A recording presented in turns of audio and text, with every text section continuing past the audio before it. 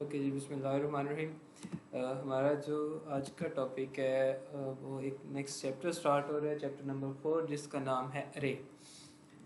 ठीक है, स्टार्ट करते हैं। देखते हैं सबसे पहले इस लेक्चर की जो है वो इस चैप्टर का इंट्रोडक्शंस देखते हैं। उसके बाद जो है वो नेक्स्ट जो जो इसके टॉपिक होंगे वो क्लियर करेंगे। We have written simple program in which less number of variables has been used as numeric or string variable. If we have to use 100 or 1000 different variable in a program, it will become difficult to handle them. For example, a program has to store names of 100 students in a computer. It needs 100 different variable names. So an array can solve these type of problem by defining name instead of contagions memory locations, defining several names for string different values. ये तो introductions था। Introductions अभी मैं आपको ये सारी चीज़ें समझाता हूँ। व्हाट इज़ एन अरे, ठीक है, जो मेजर टॉपिक है वो क्या, व्हाट इज़ एन अरे। अब इंट्रोडक्शंस के साथ देखते हैं। देखिए जी, चैप्टर का नाम है अरे।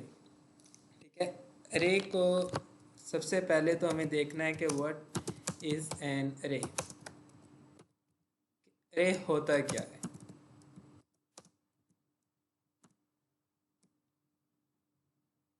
ठीक है, सबसे पहले तो देखना है कि अरे क्या चीज़ है। तो स्टार्ट करते हैं। देखें, मैं अभी तक आप लोगों ने जो है कोई कंप्यूटर का प्रोग्राम नहीं किया, क्योंकि ये अभी नेक्स्ट चैप्टर में आना है।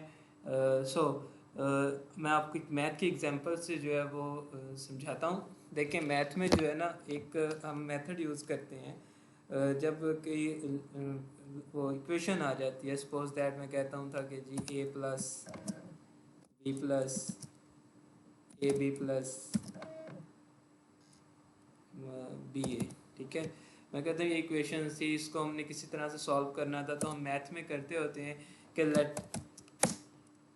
Late x is equal to a plus B plus A B plus B.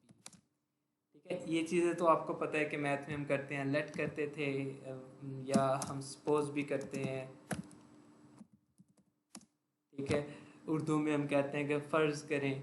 तो ये सारी चीज़ें जो ये मैथ का एक जो है वो मैंने आपको मैथ के कॉन्सेप्ट से समझाया है कि मैथ में हम ये चीज़ करते हैं कि x is equal to Y और x is equal to equation 1 और y is equal to equation 2। ठीक है, हम किसी वैल्यू को किसी एक वेरिएबल के अगेंस्ट जो है वो सपोज कर लेते थे, फ़र्ज़ करते थे। रे का सेम कॉन्सेप्ट यही है। रे क्या काम करता है, रे में यही होता है कि लेट्स सपोज कि मुझे एक 5 स्टूडेंट्स का, मैं कहता हूँ right a programme print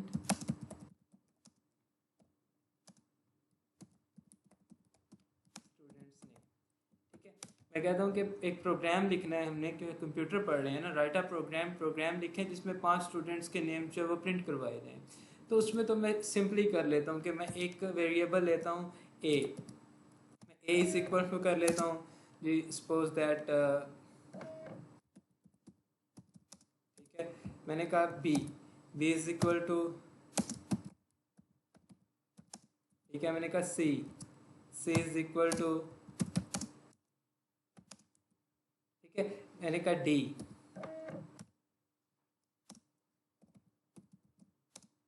and E is equal to कोई एक स्टूडेंट। ठीक है, ये नहीं, मैंने 5 नेम्स जो है वो प्रिंट करवा दिए, क्योंकि 5 नेम थे, 5 नेम्स को हम इजीली प्रिंट करवा सकते थे। ठीक है, इसके साथ हम जो है वो लिखते हैं सी आउट, प्रिंट करवाना है प्रिंट एफ।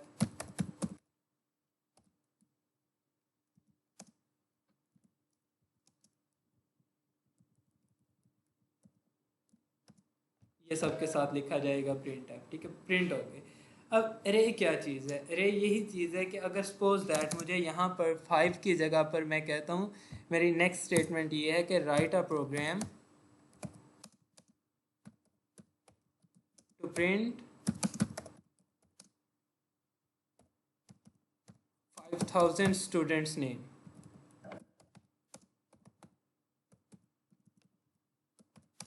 जी, तो अब बताएं आप लोग, अब देखें कि यहाँ पर 5, जब मैंने कहा कि 5 स्टूडेंट्स के नाम प्रिंट करवाने हैं, वो तो हम इजीली लिख सकते थे, print F A is equal to Faisal, print F B is equal to Daniyal and so on.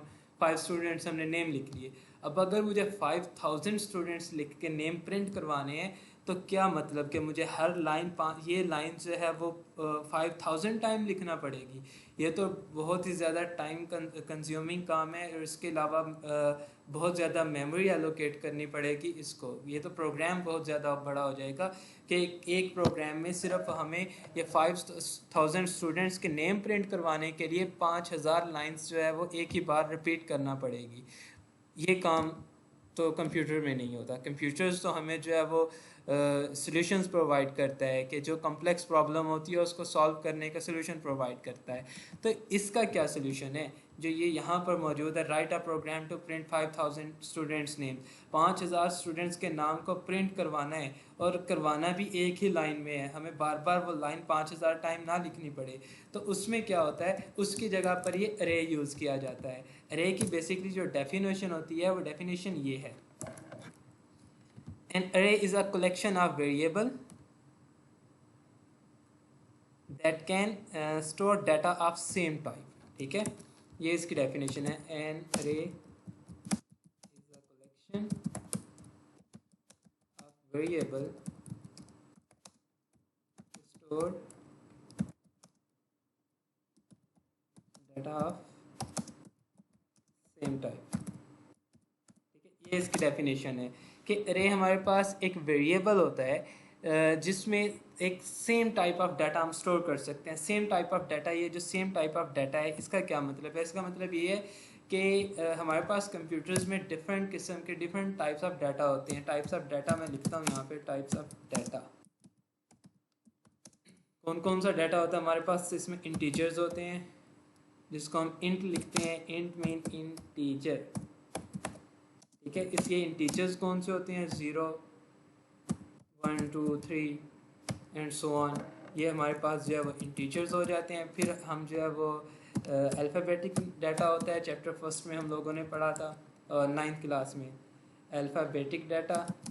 इसमें क्या होता है जी, इसमें हमारे पास जो है वो अल्फ़ाबेट्स होते हैं, ABC जो है, ABC to so on XYZ। ठीक है, इसके अलावा हमारे पास जो है वो अल्फ़ा न्यूमेरिक डाटा होता है।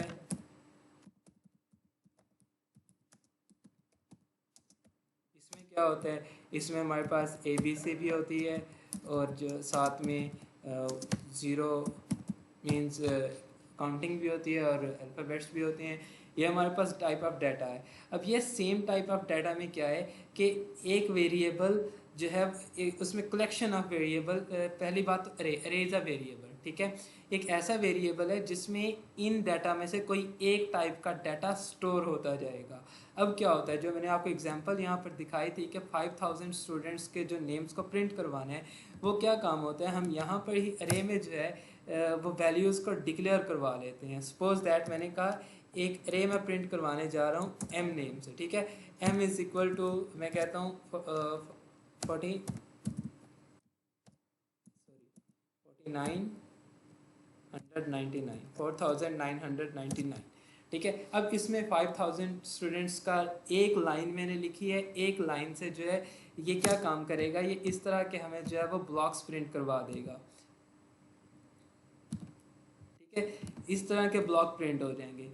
इस ब्लॉक्स में जो है वो डाटा स्टोर होना शुरू हो जाएगा। Suppose that Ali Hasan.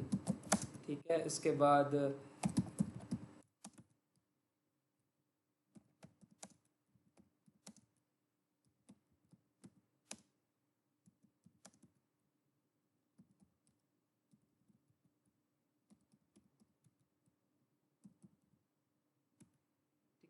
ये इस तरह का डाटा जो है वो स्टोर होना शुरू हो जाएगा। 5000 स्टूडेंट्स का नेम एक लाइन में, बस मुझे एक ये लाइन लिखना पड़ेगी, और इस लाइन के बाद ये 5000 स्टूडेंट्स की मेमोरी जो है वो एलोकेट कर देगा। उसके बाद जो जो नाम मैं एंटर करता जाऊंगा वो नाम जो है वो इजीली प्रोग्राम में स्टोर होता जाएगा। ये अरे का कॉन्सेप्ट है।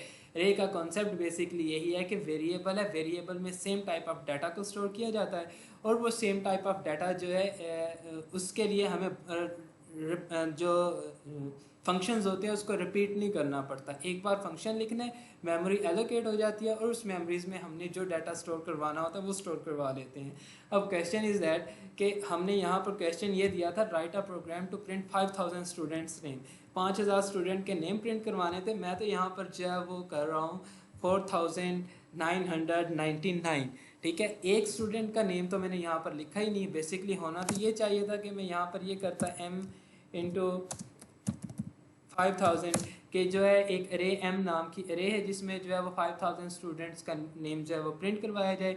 ये क्वेश्चन नेक्स्ट जब हम पढ़ते हैं तो इसमें आपको क्लियर करवाता हूँ, ठीक है।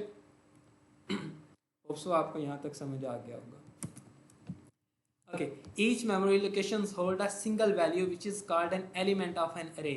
जी, इस लाइन का मतलब ये है, ये जो एक वैल्यू, इसमें सिंगल वैल्यू सिर्फ प्रिंट हो सकती है। एक ब्लॉक में एक स्टूडेंट का नेम ही प्रिंट हो सकता है।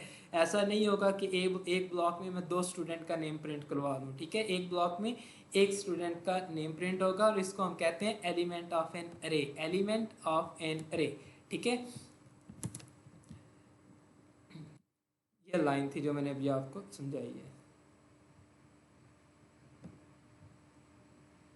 ये जी, okay. The array is represented in a computer memory by a set of consecutive memory locations, ठीक है। मेमोरी लोकेशंस को एलोकेट करता है कंप्यूटर्स में, कंप्यूटर की मेमोरीज में मेमोरी लोकेशंस एलोकेट करता है जिसमें हम ये नाम्स प्रिंट करवा रहे होते हैं, ठीक है।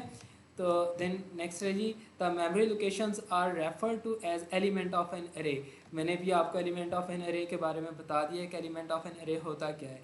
ईच अरे is given a name and the elements of array are accessed with reference to their positions or location number. These positions or number is called index or subscript। ये बहुत ही इंपॉर्टेंट क्वेश्चन है। ये as a short question जो है वो आता भी होता है कि व्हाट इज इंडेक्स और व्हाट इज सब्सक्रिप्ट, ठीक है। तो मैं पहले ये हाईलाइट कर दूं, उसके बाद आपको समझाता हूँ। जी, कहता है ईच अरे is given a name and an element of array are accessed with reference to their positions or location number।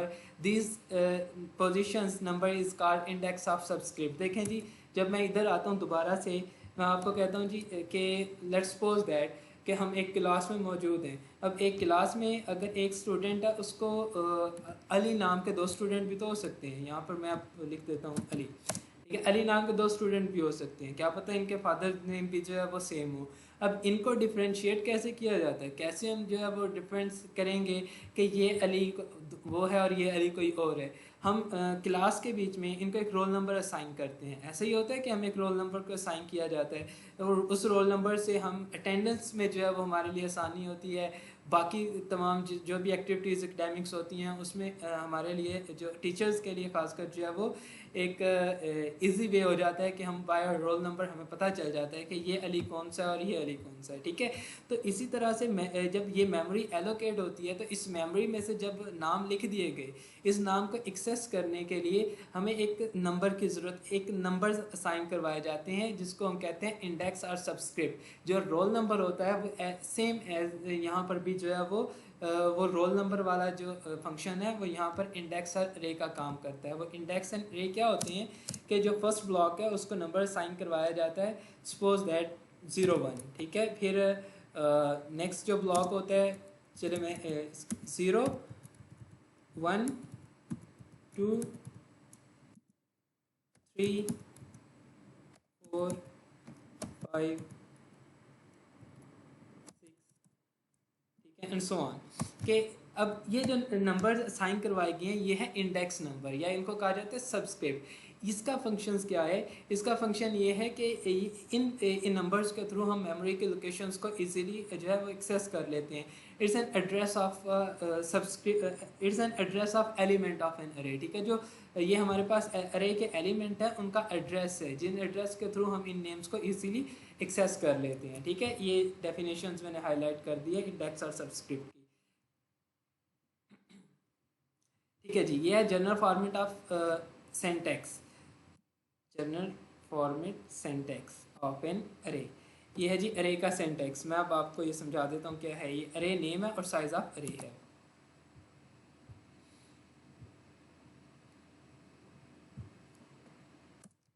जी यहाँ पे करते हैं अरे नेम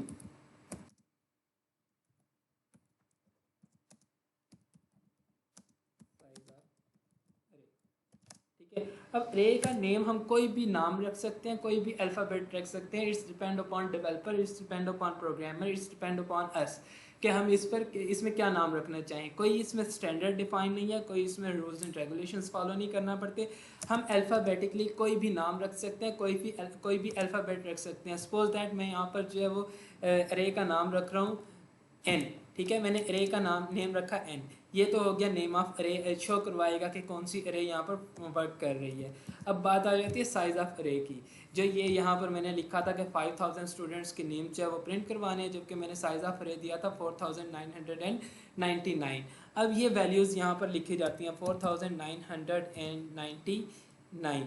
ठीक है। अब ये हो गया साइज ऑफ अरे। ये क्या काम करेगा, ये 5000 ब्लॉक्स की जो मेमोरी है वो एलोकेट कर देगा। ये हो गया साइज ऑफ अरे। मैं यहाँ पर इसकी स्ट्रेंथ कम करता हूँ, मैं 5 कर देता हूँ। ठीक है। अब ये n इंटू 5 ये इस चीज़ को शो करवा रहा है कि एक अरे n टाइप अरे है, यानी अरे का नाम है n और जिसका साइज है 5। ये क्या काम करेगा, ये 5 ये ब्लॉक्स प्रिंट करवाएगा। ठीक है, ये 6 ब्लॉक्स प्रिंट करवाएगा। मैंने लिखा था 5, जो कि 6 प्रिंट करवा रहे 6 ब्लॉक्स। अब मैंने तो अरे का साइज 5 लिखा है, प्रिंटिंग करवा रहा है 6 ब्लॉक की। अब ये क्यों है, ये इसलिए है कि अरे का जो साइज है वो ऑलरेडी 0 होता है। ठीक है, ये 0 से स्टार्ट होता है। जब मैंने यहाँ पर एक इंडेक्स नंबर आएगा 0, ठीक है, नेक्स्ट में आ जाएगा 1 2 3 4 5। ठीक है, ये 0 to 5 रन करता है। ठीक है, 0 to 5 जब रन करेगा, मैं 5 लिखूंगा तो 6 ब्लॉक्स प्रिंट करवाएगा, क्योंकि 0 से लेकर 5 तक उसने जो है रन करना है और जितनी क्वांटिटी बनती है उतनी क्वांटिटी की मेमोरी को जो है वो एलोकेट कर देगा। ये हमारे पास जो है ये सिंटैक्स था अरे का। ठीक है जी।